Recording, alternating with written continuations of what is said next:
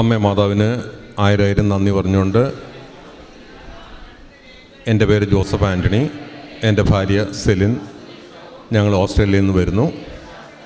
ഇവിടെ വന്ന് നിൽക്കാനുള്ള മെയിൻ കാരണം ഞങ്ങളുടെ ജീവിതത്തിലെ ഏറ്റവും വലിയൊരു ഭാരമായിട്ടായിരുന്നു ഞങ്ങൾ നിന്നിരുന്നത്. 2015 എൻ്റെ മാതാപിതാക്കന്മാർ അവർ താമസിച്ചുകൊണ്ടിരുന്ന മൈസൂരിലായിരുന്നു. അവിടെ രാത്രിയിൽ കള്ളന്മാർ കയറി ചാച്ചനെ അമ്മയെ അടിച്ചിട്ട് അമ്മയുടെ കഴുത്തിലെ മാലയെല്ലാം എടുത്തുകൊണ്ട് പോയി. അവരെ ഒത്തിരി ഉപദ്രവിച്ച്. അന്ന് ഞങ്ങൾ മക്കളെല്ലാവരും വിദേശത്തായിരുന്നു. അവർ ഞങ്ങളെ വിളിച്ചു. എന്നിട്ട് ഞാൻ അവിടുന്ന് കയറി വന്നു.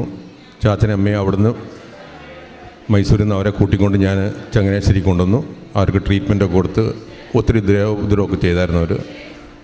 അവർ വല്ലാത്തൊരവസ്ഥയിലായി. മാനസികാവസ്ഥ അവർ വല്ലാതെ തകർന്നു. അവർക്കിനി അവിടെ നിൽക്കാൻ പറ്റത്തില്ല എന്നുള്ളൊരു സ്റ്റേജായി. അവരെന്നോട് പറഞ്ഞു ആ സ്ഥലം എങ്ങനെയും വിൽക്കണം. അത് കഴിഞ്ഞ് വീണ്ടും ഞാൻ തിരിച്ച് ഓസ്ട്രേലിയക്ക് പോയിട്ട് 1 മാസം കഴിഞ്ഞപ്പോൾ തിരിച്ച് വന്നിട്ട് ഇവരെയും കൂട്ടിക്കൊണ്ട് ഞാൻ മൈസൂരിന് പോയിട്ട് അവർ ആ സ്ഥലം എൻ്റെ പേരിൽ പവർ ഓഫ് അറ്റർണി തന്നു. അത് വിൽക്കാനുള്ള അവസ്ഥയിൽ തിരിച്ച് ഞാൻ അവരെ ഇവിടെ കൊണ്ടുപോയി നാട്ടിൽ വിട്ടു. അത് കഴിഞ്ഞിട്ട് തിരിച്ച് ഞാൻ ഓസ്ട്രേലിയക്ക് പോയായിരുന്നു. അപ്പം ഇതിനിടയ്ക്ക് സ്ഥലത്തിൻ്റെ കച്ചവടത്തിൻ്റെ കാര്യങ്ങളൊക്കെ ഏകദേശമായി. അതിൻ്റെ ആൾക്കാർ വന്ന് 10 ലക്ഷം രൂപ ചാച്ചൻ്റെ അമ്മയുടെയും കയ്യിൽ ചാനേശി കൊണ്ട് കൊടുത്തു. ബാക്കി 1,35 ലക്ഷം രൂപ തരേണ്ട പൈസയിൽ 25 ലക്ഷം രൂപ ക്യാഷ് എടുത്ത് തന്നു. ബാക്കി 1,10 ലക്ഷം രൂപ എൻ്റെ അക്കൗണ്ടിൽ കൂടിയാണ് അവർ തരത്തുള്ളതെന്ന് പറഞ്ഞു. സ്ഥലത്തിൻ്റെ രജിസ്ട്രേഷൻ്റെ ടൈമായി. അതിന് ഞങ്ങൾ പോയി. രജിസ്ട്രേഷന് മുമ്പ് അവർ പറഞ്ഞു 1,10,000 രൂപ ടാക്സ് അടയ്ക്കണമെന്ന് പറഞ്ഞു. ടാക്സ് അടച്ചു. അത് കഴിഞ്ഞ് ഇവിടെ വന്ന് ചൈനീസിൽ അവർക്ക് വീടും സ്ഥലമൊക്കെ എടുത്തു കൊടുത്തു. അവർ ഇവിടെ സന്തോഷത്തോടെ ജീവിക്കുമായിരുന്നു. ഞാൻ തിരിച്ച് കയറിപ്പോയി. അത് കഴിഞ്ഞ് 2017 എനിക്ക് മംഗലാപുരത്ത് എനിക്ക് സ്ഥലമുണ്ട്. ഞാൻ എൻ്റെ അവിടുത്തെ അഡ്രസ്സിൽ എനിക്കൊരു ടാക്സിൻ്റെ ഒരു നോട്ടീസ് വന്നു. ഞാൻ ടാക്സ് അടച്ചില്ല എന്ന് പറഞ്ഞിട്ട്. അപ്പം ഞാൻ അതുകൊണ്ടുപോയി ചാർട്ടർ അക്കൗണ്ടിലേക്ക് കൊടുത്തപ്പോൾ അവർ പറഞ്ഞു വിഷമിക്കേണ്ട, കുറേ പേപ്പറുകൾ എന്നെക്കൊണ്ട് സൈൻ ചെയ്യിച്ചു. അവർ പറഞ്ഞു ബാക്കി കാര്യം അവർ നോക്കുള്ളൂ, ഇനിയൊന്നും കുഴപ്പമില്ല എന്ന് പറഞ്ഞു. അവരുടെ ഫീസും കൊടുത്ത് ഞാൻ അവിടെ നിന്ന് തിരിച്ചു പോന്നു. ആ ടാക്സ് ചാർട്ടർ അക്കൗണ്ടുകാരന് എന്ത് ചെയ്തു, പുള്ളിയുടെ ഇമെയിൽ അഡ്രസ്സിലാണ് പുള്ളി എല്ലാ ഡീറ്റെയിൽസും കൊടുത്തിരുന്നത്. ടാക്സ് ഓഫീസിൽ നിന്നുള്ള നോട്ടീസുകളെല്ലാം പുള്ളിയുടെ ഇമെയിലാണ് ചെന്നുകൊണ്ടിരുന്നത്. ഈ 2024 ജനുവരി മാസത്തിൽ എനിക്കൊരു വലിയ എമൗണ്ടിൻ്റെ ഒരു നോട്ടീസ്, അതായത് 64 ലക്ഷം രൂപയും ഞാൻ അടയ്ക്കണമെന്ന് പറഞ്ഞിട്ട് ഫൈനൽ നോട്ടീസ് എൻ്റെ തോട്ടത്തിൽ എനിക്ക് വന്നു. അത് കണ്ടപ്പോൾ ഞാൻ ആകപ്പാടെ വിഷമിച്ചു പോയി. ഞാൻ ഇവിടെ കൃപാസനത്തിൽ വിളിച്ചപ്പം ഇവിടെ ഫോൺ എടുത്ത സിസ്റ്റർ പറഞ്ഞു പ്രത്യേകം പ്രാർത്ഥിക്കാം. അപ്പോൾ ഞാൻ ചോദിച്ചു, ഞാൻ അച്ഛന് ഇമെയിൽ അയച്ചാൽ എനിക്ക് വേണ്ടി പ്രാർത്ഥിക്കാൻ വേണ്ടി ഇമെയിൽ അയച്ചത് ചെയ്യാൻ പറ്റുമോ എന്ന് ചോദിച്ചപ്പോൾ എന്നോട് അയക്കാൻ പറഞ്ഞു. ഞാൻ ഇവിടുത്തെ അച്ഛനും ഇവിടുത്തെ കൃപാസനത്തിലെ അഡ്രസ്സിലേക്ക് ഞാൻ ഇമെയിൽ അയച്ചു. അത് കഴിഞ്ഞ് ജനുവരി മാസത്തിൽ ഒരു 20-ാം തീയതി ആയപ്പോഴത്തേക്ക് ചാച്ചന് തീരെ സുഖമില്ലാതെ ഹോസ്പിറ്റലൈസായി. പ്രായത്തിൻ്റേതായിട്ട് ബുദ്ധിമുട്ടും എമർജൻസിയിൽ ICUലായി. ഞാൻ അവിടുന്ന് ജനുവരി 28-ാം തീയതി, ഈ വർഷം ജനുവരി 28-ാം തീയതി ഞാൻ അവിടുന്ന് കയറിപ്പോന്നു. ഇതിനു മുമ്പ് ഞാൻ 2022 മുതൽ ഞാൻ ലൈറ്റ് ആൻഡ് ക്യാൻഡിൽ പ്രെയർ ഞാൻ ചെയ്യാറുണ്ടായിരുന്നു. പക്ഷേ ഇത്രയും വന്നപ്പോൾ എനിക്ക് വല്ലാത്തൊരു വിഷമമായി. ഞാനൊന്നും ചെയ്യാത്തതാണല്ലോ വന്നിരിക്കുന്നത്. ഇവിടെ വന്നു ഫെബ്രുവരി മാസം 2-ാം തീയതി ഞാനിവിടെ നേരിട്ട് വന്നു ഉടമ്പടി എടുത്തു കഴിഞ്ഞപ്പോൾ അപ്പോൾ അന്ന് അച്ഛനെ കാണണമെന്നൊരാഗ്രഹത്തിൽ ഞാൻ അവിടെ ഓഫീസിൽ ചോദിച്ചപ്പോൾ അവർ പറഞ്ഞു ഇത് ടാക്സ് അടയ്ക്കേണ്ട ഇതാണല്ലോ, നിങ്ങൾ ടാക്സ് അടച്ചേ പറ്റൂ എന്ന് പറഞ്ഞു. എനിക്ക് വല്ലാതെ വിഷമമായി. ഞാൻ ഒത്തിരി ഇരുന്ന് കരഞ്ഞു വിടുന്നുണ്ട്. അത് കഴിഞ്ഞ് ഉച്ചയായപ്പോഴത്തേക്ക് ഞാൻ വീണ്ടും അകത്ത് കയറി ചെന്നു. അവിടെ ചെന്നപ്പോഴത്തേക്ക് ബ്രദറിനോട് പറഞ്ഞു എനിക്ക് ജസ്റ്റ് അച്ഛനെ ഒന്ന് കണ്ട് പ്രാർത്ഥിച്ചാൽ മാത്രം മതി, വേറെ ഒന്നും വേണ്ട. അങ്ങനെ എനിക്ക് ചീട്ട് തന്നു. ഞാൻ ഇവിടെ നിന്ന് അച്ഛൻ്റെ അടുത്ത് വന്നു. എൻ്റെ കയ്യിലിരുന്ന ടാക്സിൻ്റെ പേപ്പർ ഡോക്യുമെൻറ്റ്സ് എല്ലാം ഞാൻ കൊടുത്തു. അച്ഛൻ പ്രാർത്ഥിച്ചു. കാശ് രൂപ എൻ്റെ തന്നിട്ട് പറഞ്ഞു മോനെ ധൈര്യത്തിൽ പൊയ്ക്കോ, അമ്മ മാതാവ് നിൻ്റെ കൂടെ ഉണ്ടെന്ന് പറഞ്ഞു. ഞാനിവിടുന്ന് പുറത്തേക്ക് ഇറങ്ങിയപ്പോഴത്തേക്ക് ആണ് എൻ്റെ വൈഫ് ഓസ്ട്രേലിയയിൽ നിന്ന് വിളിക്കുന്ന അച്ഛനെ കണ്ടോന്ന് ചോദിച്ചു. ഞാൻ കണ്ടെന്ന് പറഞ്ഞു. എന്നാ പറഞ്ഞു ചോദിച്ചു. അച്ഛൻ പറഞ്ഞു മാതാവ് കൂടെയുണ്ട്, മുമ്പൊക്കോളാൻ പറഞ്ഞു. അപ്പം വൈഫ് പറഞ്ഞു വിഷമിക്കേണ്ട, അമ്മ കൂടെയുണ്ടെന്ന് പറഞ്ഞു.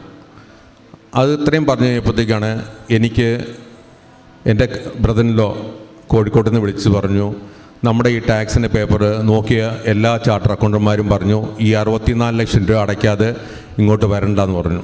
നിങ്ങൾ അടച്ചേ പറ്റൂ, അല്ലെങ്കിൽ ജപ്തി നോട്ടീസിലേക്ക് കയറുമെന്ന് പറഞ്ഞു. അത് കേട്ടപ്പോൾ ഞാൻ വല്ലാതെ അങ്ങ് തളർന്നുപോയി. ഈ തിരിനടയ്ക്കുന്നുണ്ട് നെഞ്ചത്ത് അടിച്ചുകൊണ്ട് ഞാൻ കരഞ്ഞു. അമ്മയുടെയും പറഞ്ഞു, അമ്മേ എൻ്റെ കയ്യിലൊന്നും ഇല്ലയെന്ന് പറഞ്ഞു. എൻ്റെ കയ്യിൽ മെറിറ്റും ഇല്ല, ഞാൻ 0 ക്രെഡിറ്റിൽ നിൽക്കുകയാണ്, ഞാൻ എന്താ ചെയ്യേണ്ടതെന്ന് എനിക്കറിയത്തില്ല, അമ്മ എന്നോട് വരണമെന്ന് പറഞ്ഞു.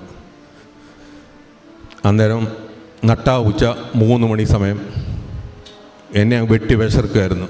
ഇത് ഞാൻ പറഞ്ഞ് തിരികെയും ഞാൻ ഐസ് പെട്ടിക്കകത്ത് കയറി നിൽക്കുന്ന പോലെ, ഫ്രീസറിനകത്ത് കയറി നിൽക്കുന്ന പോലെ ഒരു അനുഭവം, ഐസിൽ പൊതിഞ്ഞ പോലെ ഞാൻ നിന്നുപോയി. എനിക്കറിയത്തില്ല എന്താ പറ്റിയെന്ന്. എൻ്റെ ശരീരത്തിൽ വെട്ടി ഒഴുകിക്കൊണ്ടിരുന്ന ആ വേർപ്പ് പോലും പിന്നെ കാണാനില്ല. അപ്പം ഞാൻ വൈഫിനെ വിളിച്ച് പറഞ്ഞു, ചാർട്ടർ അക്കൗണ്ടന്മാരെല്ലാവരും കൈ ഒഴിഞ്ഞു, നമ്മൾ ഈ പൈസ അടയ്ക്കണം എന്ന് പറഞ്ഞാൽ നിൽക്കുന്നു പറഞ്ഞു. ഞാൻ പറഞ്ഞു, സാരമില്ല, എനിക്ക് വിശ്വാസമായി, അമ്മ എൻ്റെ കൂടെ ഉണ്ട്. ഞാനിവിടുന്ന് പോയി ചങ്ങനാശ്ശേരി അടുക്കുന്ന മുമ്പേ എനിക്ക് അങ്ങോട്ട് പനി അങ്ങ് കൊണ്ടു, ഭയങ്കരമായിട്ട് നടുവേനയും പനിയും. വീട്ടിൽ ചെന്ന് 2 ദിവസം അങ്ങ് കിടപ്പായി. പക്ഷേ ഇതിനിടയ്ക്ക് വീണ്ടും എൻ്റെ ബ്രദറിലോ വിളിച്ച് പറഞ്ഞു, ഒരു ചെറിയൊരു മിന്നൽ പോലെ നമുക്കൊരാൾ വന്നിട്ടുണ്ട്, ഒരു CA-കാരൻ്റെ മേളിലുള്ള FCA-കാരനാണ്, പുള്ളി നോക്കട്ടെന്നാണ് പറഞ്ഞിരിക്കുന്നത് പറഞ്ഞു. അങ്ങനെ ഞാൻ പുള്ളിയുടെ ഓഫീസിൽ ചെന്നു. അവിടെ സ്റ്റാഫ് ഒത്തിരി പേര് നിൽപ്പുണ്ട്.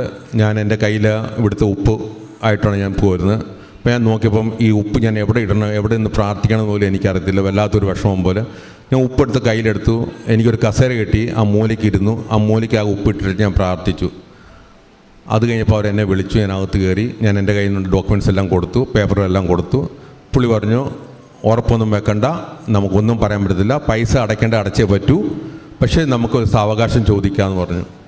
അങ്ങനെ ഞാൻ പറഞ്ഞു, ഓക്കെ, സാവകാശമെങ്കിൽ മതി, എനിക്ക് കുഴപ്പമില്ല, ഞാൻ അടയ്ക്കാം, പക്ഷേ ഇപ്പോൾ ഈ ഒറ്റയടിക്ക് എനിക്ക് അടയ്ക്കാൻ പറ്റത്തില്ല, അതിന് ഒരു സാവകാശം കിട്ടണം. അങ്ങനെ പുള്ളി പറഞ്ഞ പ്രകാരം ഡോക്യുമെൻറ്റ്സ് എല്ലാം ഞാൻ കൊടുത്തു. തിരിച്ച് ഞാൻ അവിടുന്ന് 22-ാം തീയതി ഇവിടെ വീണ്ടും വന്നു. ഞാൻ ഇവിടെ പ്രാർത്ഥിച്ചുകൊണ്ടിരുന്നപ്പോഴത്തേക്ക് അപ്പോൾ ആൾക്കാർ പറഞ്ഞു, തിരിച്ച് കയറി പോകുന്നതാണെങ്കിൽ നമുക്ക് അച്ഛനെ ഒന്നുകൂടെ കാണാം. അങ്ങനെ ഞാൻ അവിടെ ചെന്നപ്പോൾ എന്നോട് പറഞ്ഞു, അച്ഛനെ കാണാമെന്ന് പറഞ്ഞു. അതേന്ന് പറഞ്ഞു. ഞാൻ എൻ്റെ എയർ ടിക്കറ്റെല്ലാം കാണിച്ചു. ഇവിടെ വന്ന് അച്ഛനെ വീണ്ടും കണ്ടു. വീണ്ടും അതേ പേപ്പർ ഞാൻ ഇവിടെ കൊടുത്തു. എനിക്ക് നല്ല വിശ്വാസമുണ്ട്, അമ്മ ഇടപെട്ടിട്ടുണ്ട് എന്നുള്ളൊരു വിശ്വാസം. എന്നാലും അതിനിടയ്ക്ക് ഒരു ചെറിയൊരു അവിശ്വാസം എൻ്റെ മനസ്സിൽ കടന്നു പോകാൻ തോന്നി. അതുകൊണ്ടാണ് ഞാൻ വീണ്ടും ഇവിടെ വന്ന് അച്ഛനടുത്ത് പ്രാർത്ഥിച്ച്, അച്ഛൻ പറഞ്ഞു, ധൈര്യത്തോടെ വയ്ക്കുക മോനെ എന്ന് പറഞ്ഞു. ഞാനിവിടുന്ന് പോയി ഓസ്ട്രേലിയയിൽ ചെന്നു. ഞാൻ എൻ്റെ ഉടമ്പടി ഇവിടുന്ന് എടുത്തത് ഞാൻ തുടങ്ങി പോലില്ല. അവിടെ ചെന്ന് മാർച്ച് മാസം 13-ാം തീയതി വരെ, അതിനു മുമ്പ് വീണ്ടും എനിക്ക് ടാക്സിൻ്റെ പേപ്പറുകളെല്ലാം വരാൻ തുടങ്ങി. എൻ്റെ ഇമെയിൽ അഡ്രസ്സിലേക്കും ഫോണിലേക്കും. എനിക്കത് കണ്ടപ്പോൾ ആകപ്പാടെ വിഷമമായി, പ്രയാസമായി. അവസാനം ഞാൻ അവർ പറഞ്ഞ ഡോക്യുമെൻറ്റ്സ് എല്ലാം കൊടുത്തു. ഇവിടുന്ന് എൻ്റെ കസിൻസ് വേണ്ടി പേപ്പറുകളെല്ലാം കൊടുത്തു, എല്ലാം ചെയ്തു കൊടുത്തു. അവസാനം മാർച്ച് 13-ാം തീയതി ഞാൻ ഉടമ്പടി തുടങ്ങി. അത് തുടങ്ങി ഈസ്റ്ററിൻ്റെ ആദ്യത്തെ ആഴ്ചയിൽ, ഈസ്റ്ററിൻ്റെ ആ ബുധനാഴ്ചയോ വ്യാഴാഴ്ചയോ എന്ന് തോന്നുന്നു, എനിക്ക് ഇമെയിൽ വന്നു. ആ ഇമെയിലിനകത്ത് 3 നോട്ടീസാണ് കൊടുത്തിരുന്നത്. ആദ്യത്തെ നോട്ടീസിനകത്ത് കൊടുത്തിരുന്നത് ഞാൻ എല്ലാം കൂടെ ചേർത്ത് 68 ലക്ഷം രൂപ പ്ലസ് 2% ടാക്സ് ഉൾപ്പെടെ ഞാൻ അടയ്ക്കണമെന്ന് പറഞ്ഞിട്ടുണ്ട്. ആ ആദ്യത്തെ നോട്ടീസ് കണ്ടപ്പോഴേ ഞാൻ പിന്നെ ഇമെയിൽ ഒന്നും തുറന്നില്ല. ഞാനൊന്ന് ഒത്തിരി കരഞ്ഞു. എന്നിട്ട് ഞാൻ ഉടമ്പടി തുടങ്ങിയത് ഞാൻ മുടക്കിയില്ല, ഞാൻ കണ്ടിന്യൂ ചെയ്തു, പ്രാർത്ഥിച്ചു. ആ വന്ന നോട്ടീസ് ഞാൻ ഞങ്ങളുടെ ചാർട്ടർ അക്കൗണ്ടിനും എൻ്റെ ബ്രദറിലോയ്ക്കും അയച്ചു കൊടുത്തു. പക്ഷേ ഞാൻ ആ നോട്ടീസ് അയച്ചു കൊടുത്തപ്പോൾ എൻ്റെ ചാർട്ടർ അക്കൗണ്ട് പറഞ്ഞു, ഞാൻ യാത്രയിലാണ്, ഞാൻ വരുമ്പോഴത്തേക്ക് ഞാൻ നോക്കിയിട്ട് അറിയിക്കാമെന്ന് പറഞ്ഞു. അപ്പോൾ ഇവിടുത്തെ സമയം വ്യത്യാസം 5.5 മണിക്കൂറുണ്ട്. പുള്ളിക്കാരന് എനിക്ക് ഓസ്ട്രേലിയൻ സമയം വെളുപ്പിന് 3:30 ആയപ്പോഴത്തേക്ക് എൻ്റെ വാട്സപ്പിൽ ഒരു മെസ്സേജ് അയച്ചിരിക്കുന്നു. നീ ഭാഗ്യമുള്ള മകനാണ്, ദൈവം ഇടപെട്ടിട്ടുണ്ട്, നിൻ്റെ ടാക്സ് മൊത്തം 0 ആക്കിക്കൊണ്ടാണ് ഇൻകം ടാക്സുകാർ നിനക്ക് അത് അനുവദിച്ച് തന്നിരിക്കുന്നു പറഞ്ഞു. എനിക്കത് വിശ്വസിക്കാൻ പറ്റിയില്ല. വീണ്ടും ഞാൻ രാവിലെ എഴുന്നേറ്റപ്പോഴത്തേക്ക് എൻ്റെ ഭാര്യ എന്നെ വിളിച്ചു. ഭാര്യയ്ക്ക് നൈറ്റ് ഡ്യൂട്ടി ആയിരുന്നു. എൻ്റെ കസിൻസ് വിളിച്ചു പറഞ്ഞു, വൈഫിൻ്റെ അടുത്ത് ഇതുപോലെ അവർ ഇൻകം ടാക്സ് ഓഫീസർ വിളിച്ചു പറഞ്ഞു, നമ്മൾ ഒന്നും അടയ്ക്കേണ്ട കാര്യമില്ല, 0% ആയിട്ട് നമുക്ക് ആക്കി. ഞാനിവിടെ വന്നത് മെറിറ്റും ഇല്ല ഒന്നുമില്ലാതെ 0 ക്രെഡിറ്റിൽ ഞാൻ വന്ന ഇവിടെ എന്നെ ഈ അമ്മയുടെ സന്നിധിയിൽ നിർത്തിക്കൊണ്ട് അമ്മ എനിക്ക് 0 ബാലൻസ് ആക്കി തന്നു. പിന്നെ എൻ്റെ ജീവിതത്തിൽ വേറൊരു ചില എനിക്ക് ഏറ്റവും കൂടുതൽ ഉണ്ടായിരുന്നത് മുൻദേഷ്യം, എടുത്തിയാട്ടം. ഞാൻ പണ്ട് മദ്യപിക്കുമായിരുന്നു. ഇപ്പം മദ്യപാനം നിർത്തിയിട്ട് 7 വർഷത്തോളമായി. പുകവലിക്കുമായിരുന്നു. ഞങ്ങളുടെ വീട്ടിൽ ഇപ്പം ശാന്തിയും സമാധാനം, കുടുംബ പ്രാർത്ഥന ഇതെല്ലാം ഉണ്ട്. പ്രേസ് ദ വേല ഞാൻ പറ്റുന്ന പോലെ ഞാൻ ചെയ്യുന്നുണ്ട്. ഇതിനിടയ്ക്ക് ഞാൻ അവിടെ ചെയ്യാൻ പറ്റാത്ത കാര്യങ്ങൾ ഞാൻ ഇവിടെ ക്യാൻസർ പേഷ്യൻസ് വേണ്ടി സിസ്റ്റർമാർ നടത്തുന്ന മഠത്തിലേക്ക് കുറേ പൈസ ഞാൻ അയച്ചു കൊടുക്കാറുണ്ട്. അങ്ങനെ ഞങ്ങളുടെ കാര്യങ്ങൾ അങ്ങനെ അമ്മ മതമുഖാന്തരം എൻ്റെ ഉടമ്പടിയിൽ ഞാൻ വെച്ചിരുന്ന ആദ്യത്തെ സാക്ഷിയാണ് ഇത്. ഇനിയുണ്ട്. ഞാൻ മൊത്തം 5 കാര്യങ്ങൾ എഴുതിയിരുന്നു. അത് ആദ്യത്തെ കാര്യത്തിൽ ഉടമ്പടി ഞാൻ എടുത്ത് 1 മാസം തികയുന്ന മുമ്പേ അമ്മ എനിക്കത് 0 ബാലൻസ് ആക്കി തന്നു. അമ്മയ്ക്കും തിരുകുമാരനും 1000 നന്ദി പറയുന്നു.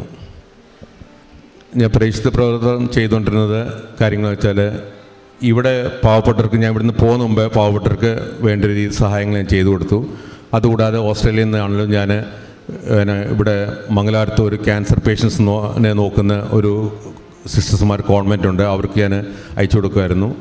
പിന്നെ പത്രങ്ങൾ ഞാൻ പറ്റുന്ന പോലെ ഓരോരുത്തർക്ക് കൊടുക്കും. ചിലർക്ക് അത് കൊടുക്കുന്ന ചില സമയത്ത് ചിലരത് റിജക്റ്റ് ചെയ്യാറുണ്ട്. അവർക്ക് വേണ്ടാന്ന് പറയും. എന്നാലും ഞാൻ പ്രാർത്ഥിച്ച് ഞാനത് സന്തോഷം ഞാൻ തിരിച്ചു കൊണ്ടുവരും. ഇനിയുണ്ട് എൻ്റെ കയ്യിൽ പത്രം കൊടുക്കാൻ കിടക്കുന്നു. ഇനി മലയാളം പേപ്പർ ഒരു 5 എണ്ണം ഉണ്ട്. ഇംഗ്ലീഷ് പേപ്പർ ഒരു 3 എണ്ണം കൊണ്ട് എനിക്ക് കൊടുക്കാനുണ്ട്. അത് ഞാൻ പഴയ പോലെ തന്നെ ഞാൻ അത് ഓരോരുത്തർക്കായിട്ട് ഞാൻ കൊടുത്ത് നീക്കുന്നുണ്ട്. ഇനി എനിക്ക് ഇവിടെ വീണ്ടും വന്ന് അടുത്ത സാക്ഷ്യം പറയാൻ എത്രയും പെട്ടെന്ന് അമ്മ എനിക്ക് വഴി ഒരുക്കി തരുമെന്ന് എനിക്ക് പൂർണ്ണ വിശ്വാസം.